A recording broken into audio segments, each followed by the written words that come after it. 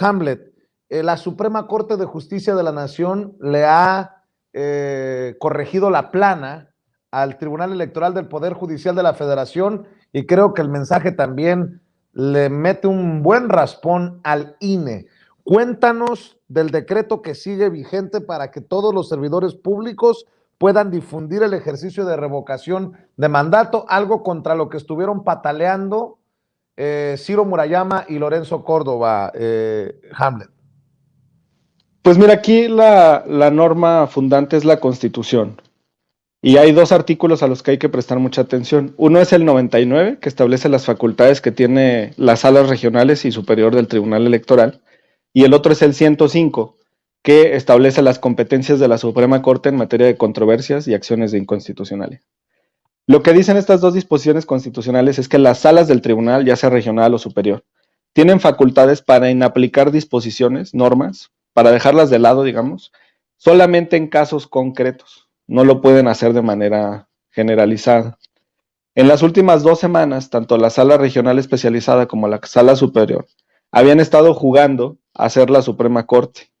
Y en decisiones poco claras, en las que en la parte considerativa, la que viene antes de los resolutivos, alegaban una invalidez generalizada y tal, dejaban entrever su intención de que el decreto interpretativo no surtiera efectos. Y esto lo estaban haciendo para generar confusión entre la ciudadanía y para generar alguna especie de temor entre los actores públicos, entre los actores políticos, ¿no? Regidores, diputados, alcaldes, gobernadores.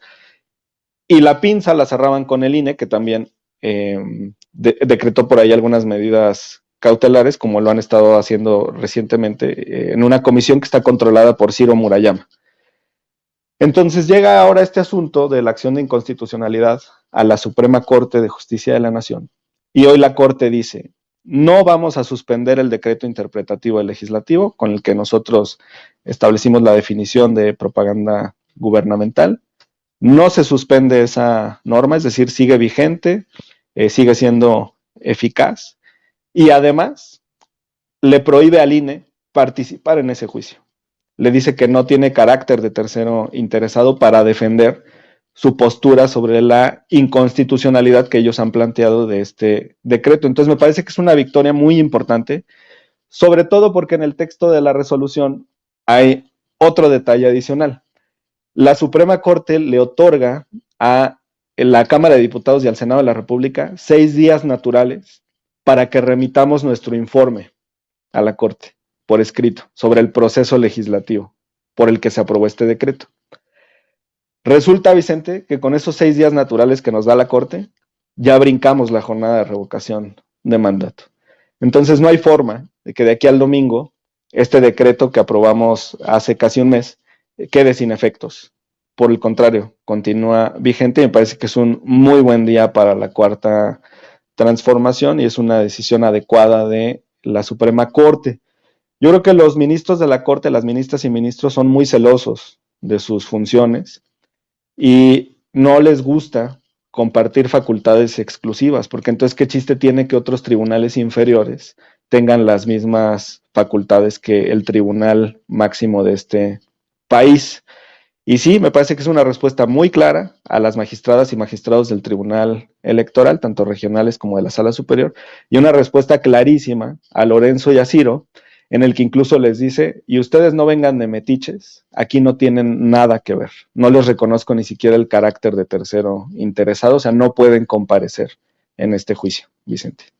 Importante decisión de la Suprema Corte de Justicia de la Nación, que, bueno, se da en momentos en que también muchos empiezan a patalear por la reforma electoral que ha empezado a mover el presidente Andrés Manuel López Obrador, que indica que el pueblo directamente estaría en responsabilidad y en derecho de votar por los consejeros del INE y por los magistrados del Tribunal Electoral del Poder Judicial de la Federación, dos instituciones que han tomado decisiones, por decirlo elegantemente, polémicas contra Morena, contra la 4T y contra el presidente Andrés Manuel López Obrador directamente, querido Marcelino.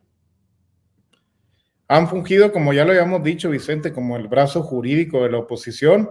aquí lo bueno que cada lunes nos trae buenas noticias nuestro querido amigo Hamlet para poder expresarnos libremente los que somos servidores y funcionarios públicos. Yo creo que el INE y el tribunal han tomado un papel como se asemeja un poquito con los medios tradicionales de comunicación, con eso que dice el presidente López Obrador, con la calumnia, que cuando no mancha tizna, pues bueno, aunque estén cometiendo ilegalidades, aunque realicen actos que no les competen, que no están en el listado de sus funciones, pues bueno, de todas maneras generan una incertidumbre dentro de los servidores y los funcionarios públicos de todo el país que no ha permitido tener una libertad en este proceso de revocación de mandato. Yo me quedo, claramente tuvimos el domingo la presencia aquí de nuestro flamante secretario de Gobernación, Adán Augusto, y nos decía, bueno, pues vamos a jugárnosla, vamos a arriesgarnos a que el INE, si nos tiene que sancionar, nos sancione,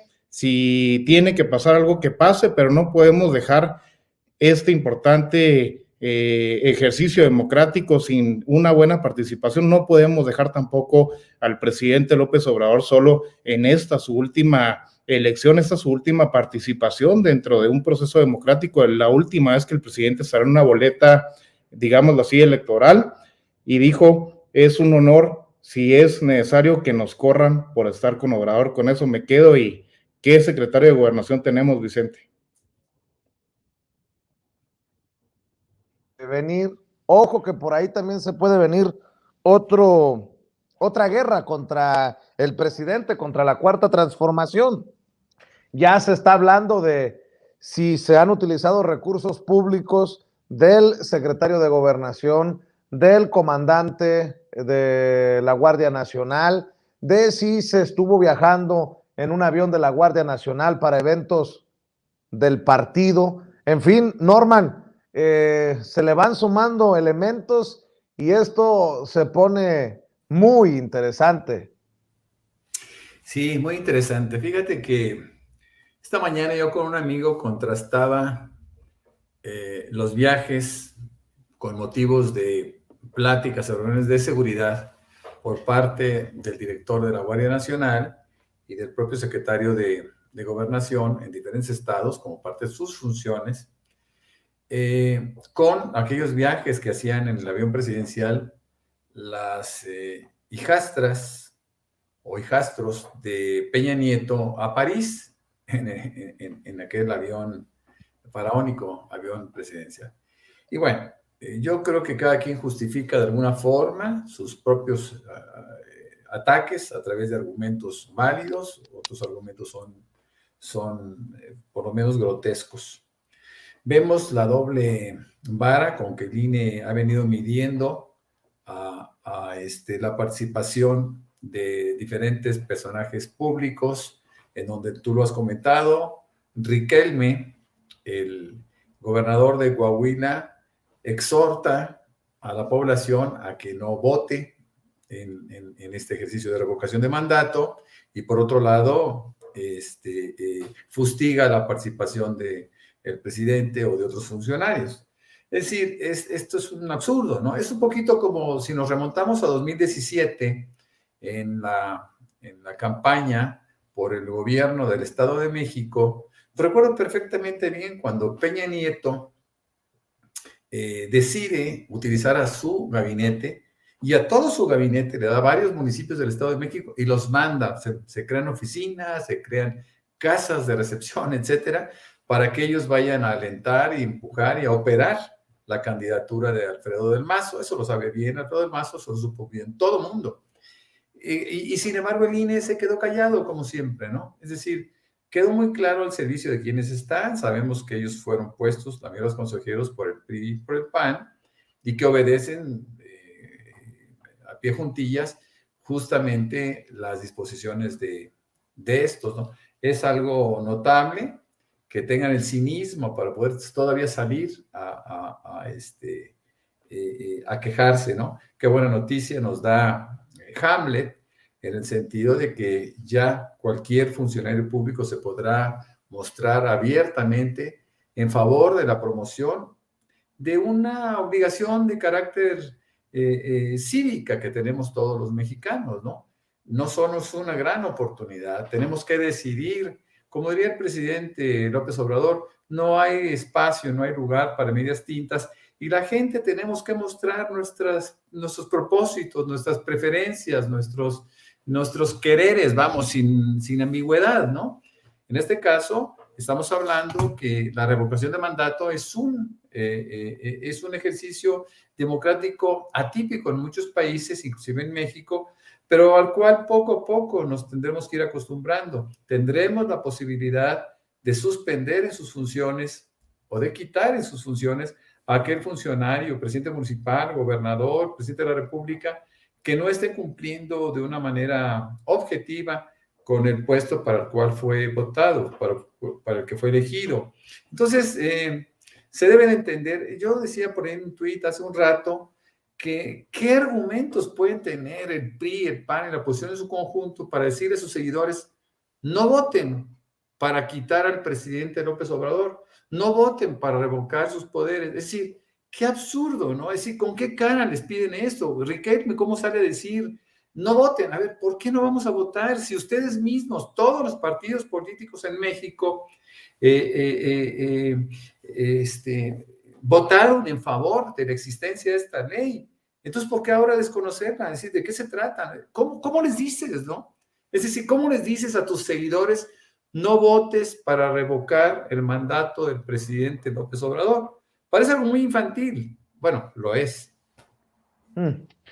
Hamlet, de hecho, traes otro tema por